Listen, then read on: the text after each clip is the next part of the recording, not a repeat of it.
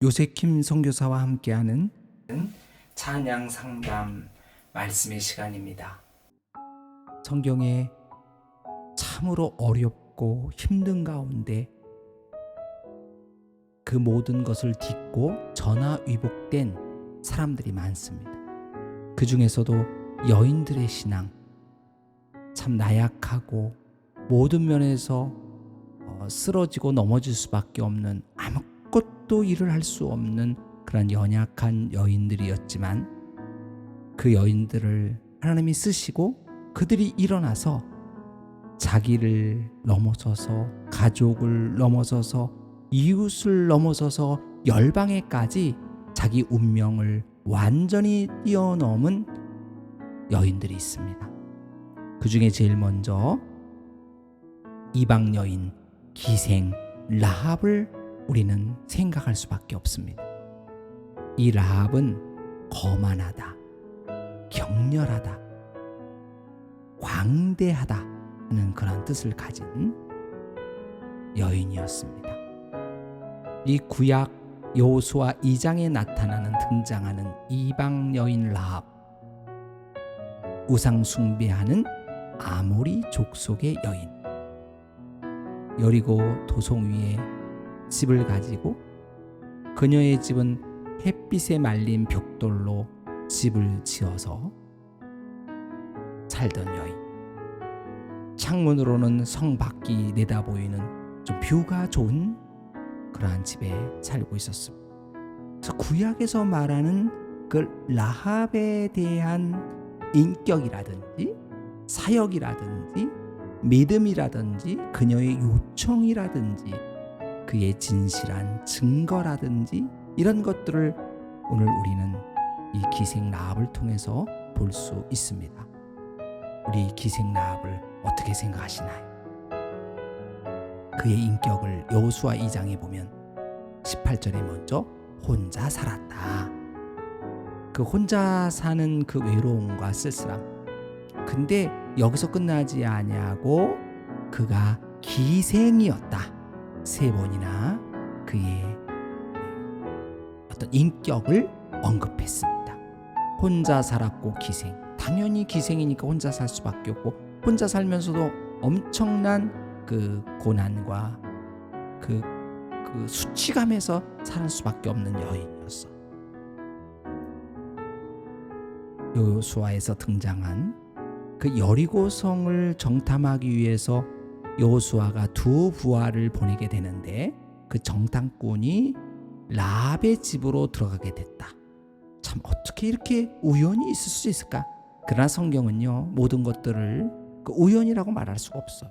로마서 8장 28절에 우리가 알거니와 하나님을 사랑하는 자 곧 그 뜻대로 부르심을 입은 자들에게 모든 것이 합력하여 선을 이루느니라. 이 말씀으로 모든 해석을 할 수 있습니다. 또 이것이 우리의 신앙의 기초를 잡고 있습니다. 여러분, 주님의 준비하심, 주님의 예비하심, 주님의 역사하심 최고의 축복입니다. 우리가 하나님의 인도를 받는 것, 우리 축복 중에 최고의 축복입니다. 정탐꾼이 좀 들어갔는데 정말 신기하게도 라합의 집으로 들어가게 됐다. 그것도 기생 라합의 집이다. 기생인지 라합인지 알지도 못했지만 어떻게 그렇게 하나님께서 인도하셨을까?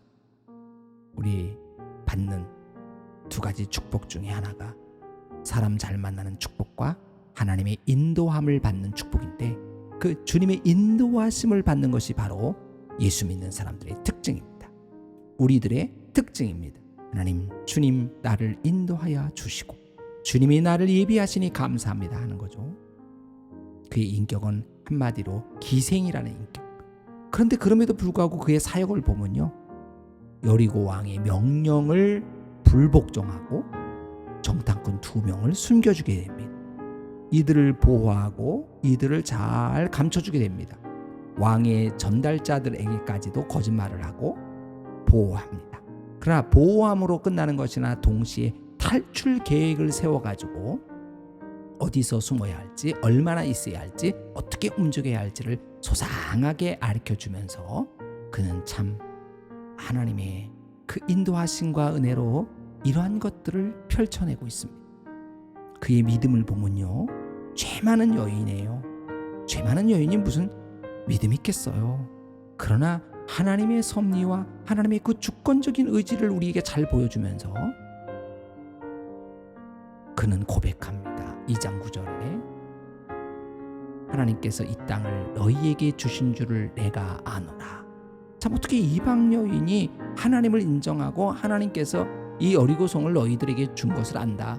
이런 어쩌면 그런 큰 믿음을 가졌을까요?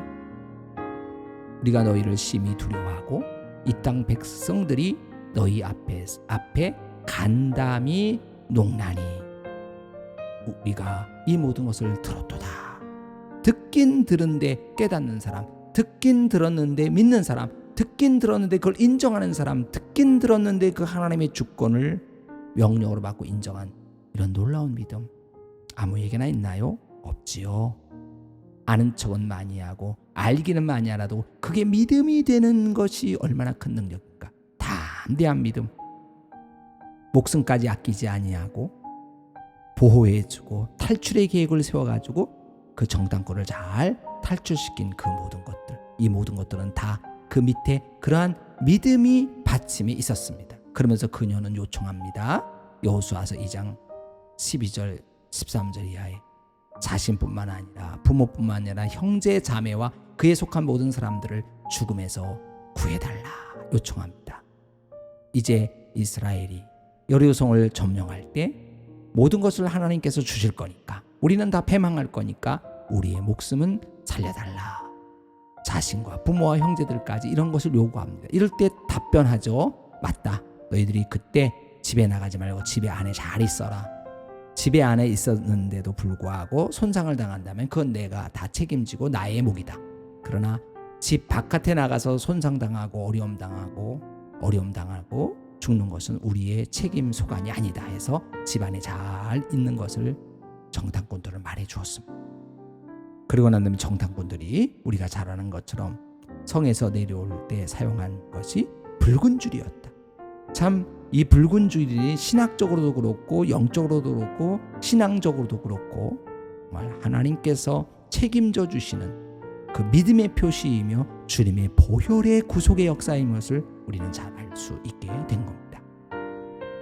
예수님의 희생으로 우리를 구원하듯이 이 기생 라합의 희생으로 모든 것들이 구원에 되는 역사, 이 구속의 붉은 줄이 어쩜 그렇게 기생 라합과 연결되어 있습니까?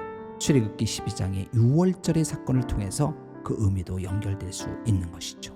6월절, 죽음의 사자가 이스라엘 백성을 구원해내는 마지막 재앙으로서 첫 것을 다 죽인 문설주의 피가 발라있는 이스라엘 백성의 그 거룩한 곳에는 그 피가, 그 죽음의 사자가 넘어간다. 그래서 6월절은 넘어간다는 뜻인데 넘어서 첫 것을 죽이지 않는 이런 놀라운 구원을 받게 되죠. 결국 기생 라합은 구원을 받게 됩니다. 그 가족들과 함께 있는 모든 사람들은 구원을 받게 되는 것이 이 구약이 말하는 기생 라합인 것입니다. 하나님, 내게도 담대한 믿음의 근거를 주세요. 하나님, 내게도 그 광대한 평안과 신앙을 주세요. 하나님, 위기가 축복으로 바뀌는 기회가 되게 해달라고 우리는 얼마든지 말할 수 있게 되는 것입니다. 이 여인의 마음속에 내가 모든 것을 안다. 그리고 그 모든 것을 할 수 있는 그 영적인 평안함과 여유. 그럼 여유는요, 여유로운 환경이 됐다고 여유로운 게 아니라 기생이 무슨 여유가 있겠습니까? 늘 초조하고 늘 자기밖에 모르고 늘 감춰야 되고 늘 수치감 속에서 살아야 되는 여인임에도 불구하고 그에게는 하나님의 말씀을 저장하고 하나님 말씀을 응용할 수 있는 믿음의 밑받침이 됐다는 것, 그리고 그 마음속에 그것을 갖고 가진 평안함이 있었다는 것, 그리고 그 모든 것들을 하나님께서 놀라운 것으로 인도해 주시는 그 하나님의 섭리가 있음을 우리는 볼 수 있었습니다. 이것이 구약에서 말하는 기생 라합입니다. 우리 기생 라합을 어떻게 생각하시겠습니까? 구약에서 말하는 이런 놀라운 인격, 그 인격은 형편없는 인격이고 정말 충격받은 세속적인 인격이나 그의 사역은 최고의 영적인 사역이었고 그의 믿음은 참 볼 수 없는 믿음이었고 그의 요청은 정당한 구원의 요청이었으며 그의 진실한 증거인 붉은 줄을 내리는 것은 그리스도의 보혈과 믿음에 대한 놀라운 표시를 우리에게 보여주어서 유중의 미를 걷게 되는 겁니다.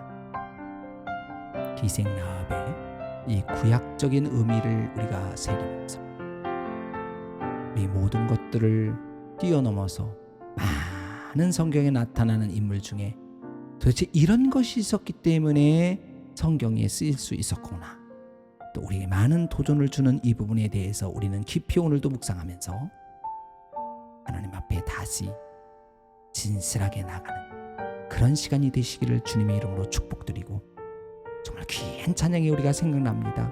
어떤 것입니까? 저 멀리 배는 나의 시온성, 오 거룩한 곧 나의 아버지 집, 내 사모하는 집에 가고자 한밤을 세웠네. 저 망망한 바다 위에 이 몸이 상할지라도 오늘은 이곳 내일은 저곳 주 복음 전하리. 아멘.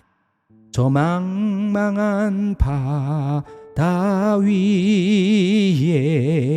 이 몸이 상할지라도